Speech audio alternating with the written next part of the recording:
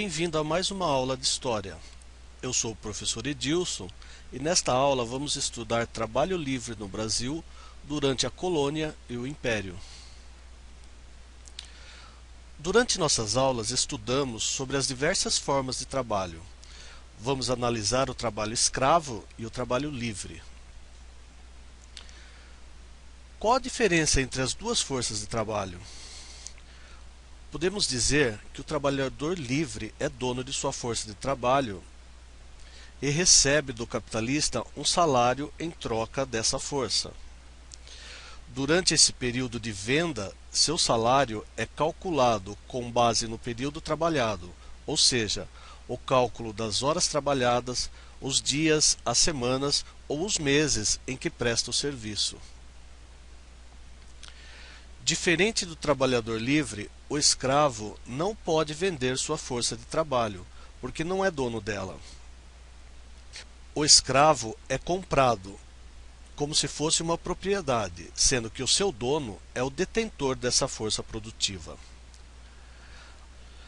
Vale lembrar que no Brasil, até o final da escravidão, em 1888, os escravos eram tratados como mercadorias, e como toda mercadoria comercializada, os preços variavam conforme as condições físicas, habilidades profissionais, a idade, a procedência e o destino.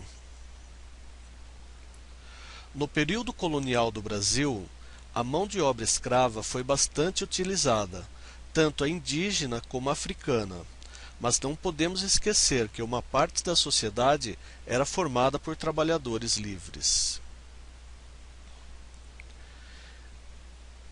Esse grupo de trabalhadores livres eram os mestiços, escravos libertos, pardos, brancos e portugueses degredados. Você sabe quem eram os portugueses degredados?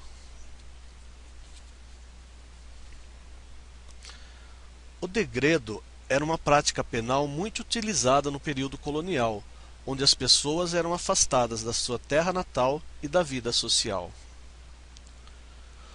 Todos os navios que saíam de Portugal para o Brasil tinham uma cota de degredados.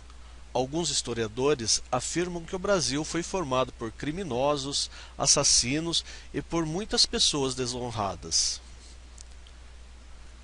Mas ser livre no Brasil colonial não significava que tinha uma boa condição de vida. Os mais pobres eram marginalizados e tinham poucas chances de se ascender socialmente. Boa parte desses homens livres não viviam melhor do que muitos escravos.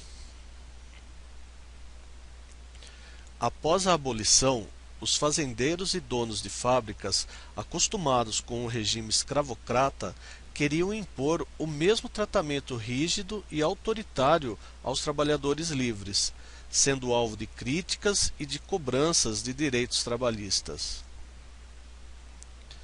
A vida dos operários era tão dura que eles tinham de trabalhar aproximadamente 15 horas por dia nas empresas, o que aproximava suas condições de trabalho com as do início da Revolução Industrial. Assim como na Europa, os operários brasileiros também se organizaram para conquistar seus direitos. Ideias comunistas, socialistas e anarquistas trazidas pelos imigrantes prometiam uma vida mais digna que as que possuíam os operários e passaram a se organizar em torno delas.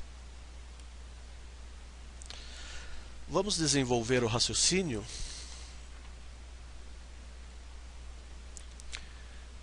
Estima-se que no fim do período colonial, cerca de 42% da população negra ou mulata era constituída por africanos ou afro-brasileiros livres ou libertos.